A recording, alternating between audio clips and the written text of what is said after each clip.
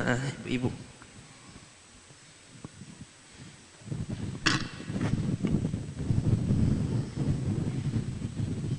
Assalamualaikum warahmatullahi wabarakatuh, Buya. Waalaikumsalam warahmatullahi wabarakatuh. Terima kasih. Maaf Buya, saya mau bertanya, bagaimana supaya hati dan pikiran kita selalu merasa tenang, Buya? Karena kita sebagai manusia biasa dalam menghadapi cobaan hidup masih suka gelisah, Buya. Ya, terima kasih Buya. Wassalamualaikum warahmatullahi wabarakatuh. Waalaikumsalam warahmatullahi wabarakatuh. Pertanyaan sedikit. Sebetulnya ketenangan itu adalah dia bicara bagaimana hati dan pikiran saya agar tenang. Tenangnya hati dan pikiran bukan dengan tenangnya jasad, maka yang perlu ditata adalah pikiran dan hati. Bukan berarti ketenangan hati itu adalah karena banyaknya duit, bukan. Itu orang kaya juga gelisah kok kadang-kadang. Bukan ketenangan batin itu karena suaminya ganteng, tidak, atau istrinya cantik, bukan. Jadi memang ketenangan murni di dalam hati kita. Nah, tinggal sekarang itu bagaimana agar hati itu tenang. Jawabannya sederhana, hati dan pikiranmu kau sambungkan dengan apa dan siapa. Kalau hati dan pikiranmu engkau sambungkan dengan sesuatu yang bikin gelisah, ya gelisah. Coba, kalau hati dan pikiranmu, orang boleh mencari dunia, tapi tidak boleh menggantungkan hatinya dengan dunia tersebut. Sehingga kalau orang menggantungkan hatinya, mengikat hatinya dengan dunia, lihat, di saat tidak mendapatkannya dia gelisah, di saat mendapatkannya hilang pun susah. Ada orang duitnya hilang tenang saja kok, ajib, karena dia tidak mengikat hatinya dengan dunia tersebut. Maka dengan Allah lah, itulah ketenangannya ada dengan Allah. Kalau sudah orang dengan Allah duitnya hilang nggak susah, malah ngasih 1 miliar bangun pondok. Coba, lah kok bisa ini? Coba yang hatinya nggak sambung dengan Allah, 1 miliar ini buat abimat 2, tambah gede duit saya. Tapi enggak, hatinya tenang, kehilangan duit 1 miliar kok. Ini duitnya jatuh 100.000, puyengnya setengah mati, nangis-nangis. Nah, ini urusannya hati kita dengan siapa?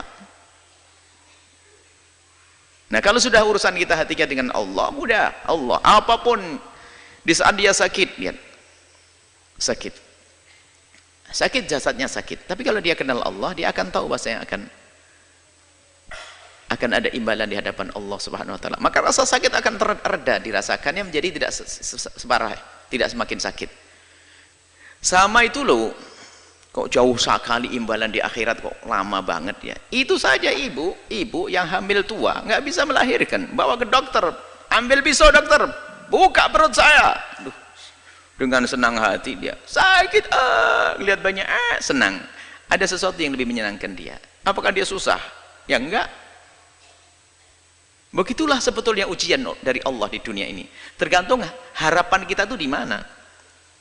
Sehingga ada orang tuh putus asa, bunuh diri dan sebagainya, kan orang dungu, dia orang dungu, mau nikah nggak jadi bunuh diri, utang kebanyakan bunuh diri, gampang banget dia. Di negeri kafir banyak bunuh diri, nggak ada iman. Sebenarnya gelisah karena dia tidak punya Tuhan dia sebetulnya. Kalau punya Allah, nah ini sekarang biasakan dengan Allah. Maka ala bidzikrillah tatma'innul qulub. Mengingat Allah menjadikan tenang hati. Bukan kegembiraanmu adalah dengan dibalik tumpukan harta. Coba kita melihat, kita menemukan orang di kampung-kampung sangat sederhana, gaji sehari untuk makan sehari. Tapi no problem, dia hidupnya candaria dengan istri, ya Masya Allah. Suaminya berangkat dulu, nanti tak kirim sarapan Pak ya. Inggih. Berangkat suaminya duluan kok belum datang, sambil nyangkul. Suami inti yang bawa rantang ngasih bungkus pincuan begitu, bawa makan, Pak ya, nah pulang nanti bawa sayur suaminya, tatanya Pak dapat burung, dapat ikan sedikit. Nggak pernah punya problem dia, kayak orang punya istana itu.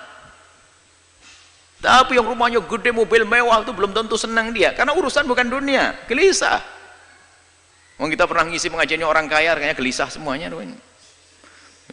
Mulai dari gelisah rumahnya, sertifikatnya di bank semuanya ada. Mulai gelisah kebanyakan duit, Kok bisa gimana? Ini punya 2 perusahaan saja, saya sering ditinggal sama suami saya. Sekarang membuka perusahaan di luar negeri, Bu ya. Bagaimana nasib saya nanti? Wah, tambah susah dia. Macam-macam orang, dan bingung nih manusia itu karena hatinya tidak dengan Allah. Maka ada bi dzikrillah tatma'innul qulub. Dengan banyak menyebut nama Allah, ingat Allah, akan menemukan ketentraman. Sehingga susah yang sesungguhnya adalah di saat dia jauh dari Allah. Kalau sudah jauh dari Allah, kecil pun jadi susah.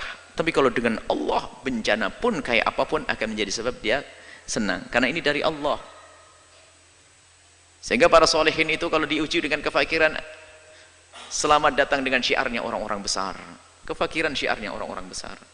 Dia tidak menganggap sebuah kerendahan. Tapi lihat yang tidak punya iman, nasib sudah sholat tetap melarat, Tuhan tetap melarat. Kurang ajar sama Allah nih. Gimana bisa bahagia dengan Allah saja curiga begitu? Dengan Allah sudah nggak benar. Baik ya.